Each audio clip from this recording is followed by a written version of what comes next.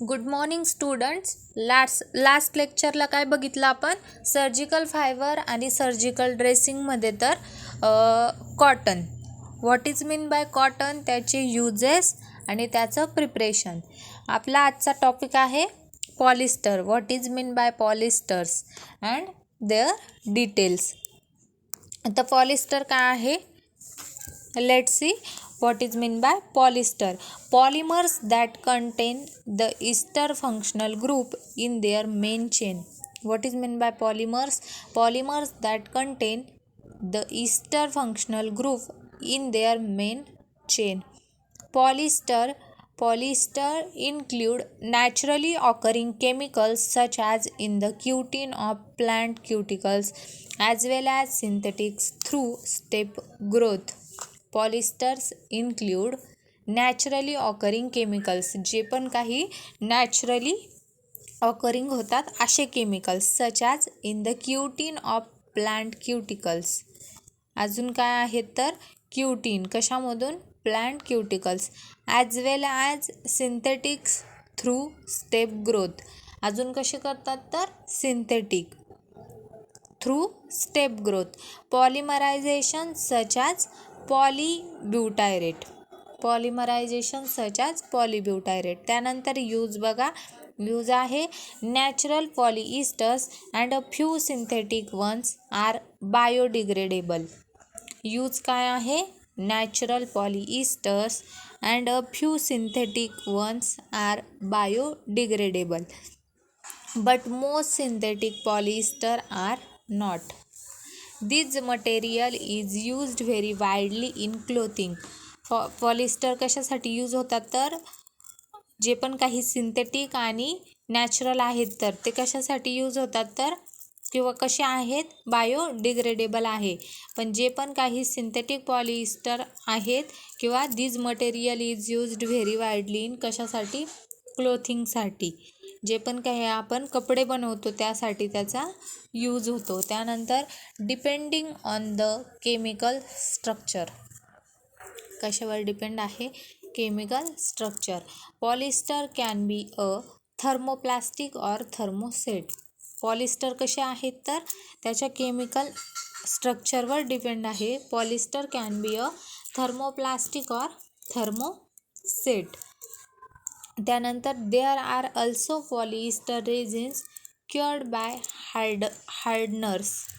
There are also polyester resin cured by hardeners. However, the most common polyester are thermoplastic. जे पण काही polyester आहेत तर जे पण काही कॉमनली यूज्ड पॉलिइस्टर आहेत तर ते कसे यूज होतात तर किंवा कसे यूज आहे त्यांचा? थर्मोप्लास्टिक. तर लक्षात आलं पॉलिस्टर काय आहे? Polymers that contains what it contains ester functional group in main chain. जी पण काही मेन चेन असते त्यामध्ये इस्टर फंक्शनल ग्रुप आहेत. त्यानंतर पॉलिस्टर व्हॉट इट इन्क्लूड जे पण काही नॅचरली ऑकरिंग केमिकल्स असतात such as cutin of plant cuticle तसेच as well as synthetic through step growth. त्यानंतर पॉलिमरायझेशन सच ॲज पॉलीब्युटायरेट. त्यानंतर यूज बघा त्याचा काय आहे? त्याचा यूज आहे नॅचरल आणि सिंथेटिक. ते कसे आहेत? बायोडिग्रेडेबल आहेत. त्यानंतर जे पण काही मोस्ट सिंथेटिक पॉलिस्टर आहे मटेरियल तर ते कसे यूज्ड आहे त्याचा? क्लोथिंगसाठी. त्यानंतर depending on the chemical structure polyester can be a thermoplastic or thermoset.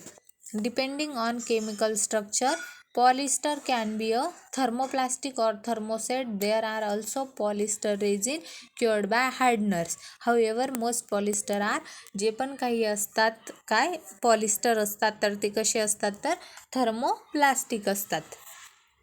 त्यानंतर नेक्स्ट बघू. आलं लक्षात?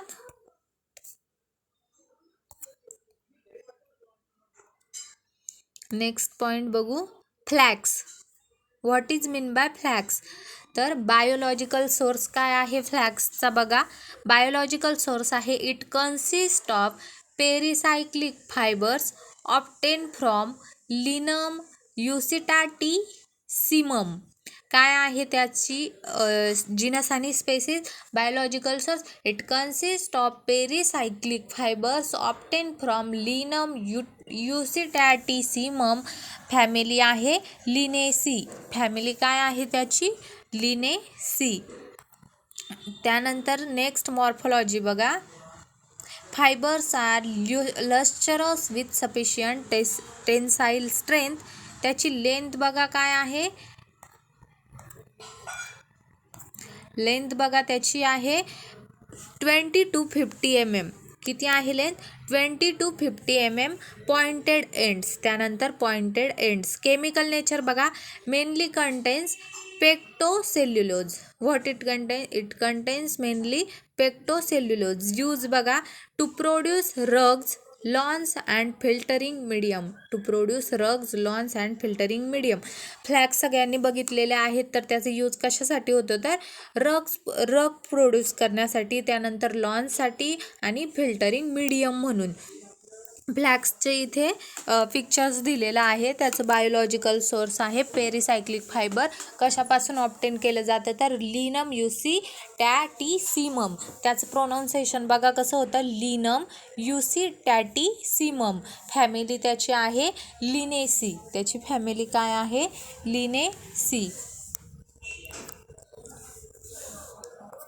त्यानंतर हे झालं मॉर्फोलॉजी. त्याची साईज किती आहे? तर लेंथ आहे त्याची 20 to 50 mm. त्यानंतर आहे पॉइंटेड एंड्स. त्यानंतर fibers are lustrous with sufficient tensile strength. त्यानंतर केमिकल नेचर आहे. इट मेनली कंटेन्स पेक्टोसेल्युलोज आणि त्याचा यूज लॉन्स, रग आणि फिल्टरिंग मीडियम म्हणून केला जातो. त्यानंतर पुन्हा मॉर्फोलॉजी बघा. तर त्यामध्ये colour, odour, taste, smooth, colour elastic, lustrous, curly, hygroscopic, slippery, to touch and have tendency to cling together. Chemical constituents आहे keratin protein which is rich in cysteine. Chemical constituent काय आहे? Keratin protein which is rich in cysteine. त्यानंतर cultivation of larvae. जेव्हा पण larvae बनवतात तर त्याचं cultivation कसं आहे ते बघा. The larva of silkworm produce silk fibroin from the glands in their mouth. तर सिल्क कसं प्रोड्यूस होतं? तर जी पण काही लार्वा असते, कशापासून तयार होतं? तर ते हे बघा, सिल्क काय दिलेलं आहे? सिल्कचं सिनॉनिम पण आहे सेम, सिल्क. त्यानंतर biological source, fibres obtain from cocoons of Bombyx mori, other species of Bombyx and Antheri species. त्याची फॅमिली आहे बॉम्बिसिडी. काय आहे फॅमिली? Bombycidae. Synonym silk. Biological source, fibers obtained from cocoons of Bombyx mori, other species of Bombyx and Antheri species. Family आहे Bombycidae. तर त्यानंतर त्याचं cultivation दिलेलं आहे. Larva of silkworm produce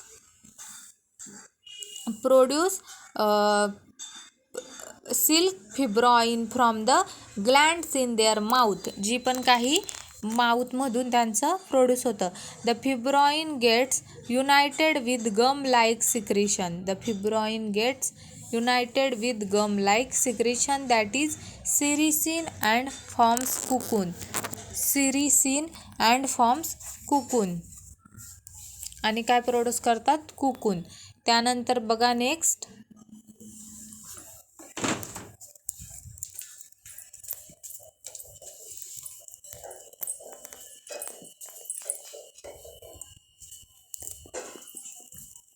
chemical test. Fibers plus dilute NaOH और HCl insoluble.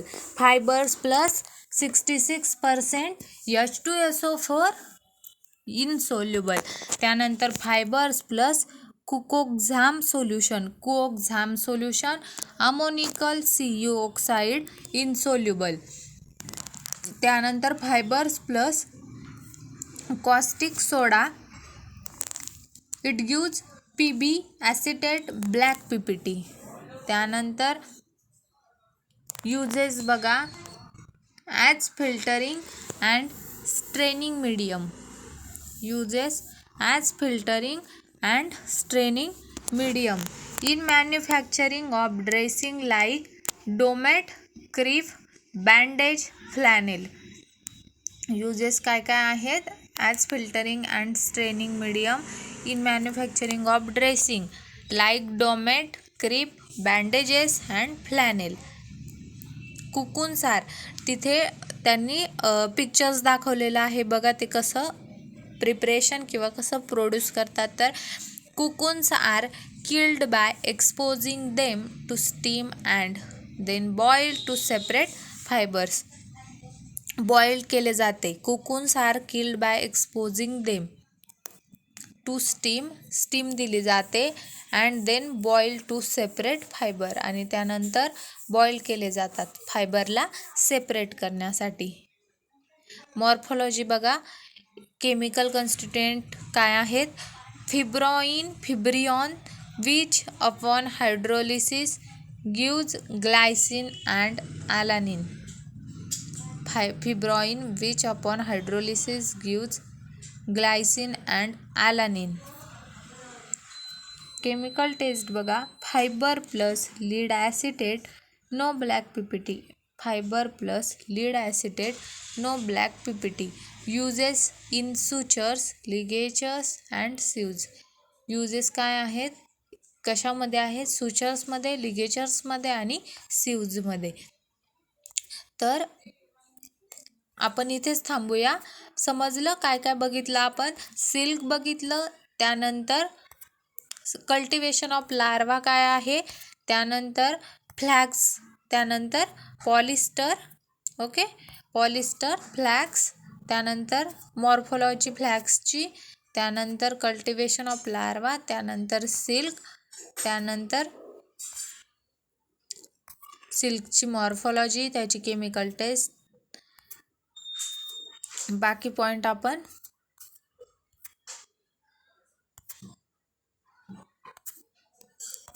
ठीक आहेत. अजून एक पॉईंट आहे, तो पण बघूया. तर तो आहे ग्लास वूल. ग्लास वूल काय आहेत? It is made from fibres of glass arranged using a binder into a texture similar to wool. Glass wool is produced in rolls or in slabs. Glass wool कशामध्ये produce होतात? तर produce in रोल्समध्ये असतात किंवा in slabs with different thermal and mechanical properties. It consists of silica sand mixed with oxides of aluminium, calcium, boron and magnesium. They are unaffected by the regular chemical reagents used for fiber testing. काय आहेत?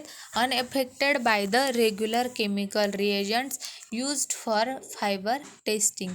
Use बघा काय आहे? As in insulating material and splinting material. As in insulating material and splinting material. तर हे झालं glass wool. कोणते कोणते टॉपिक झाले आपले? ग्लास वूल झालं, after that flax, after that silk, then their morphology, asbestos,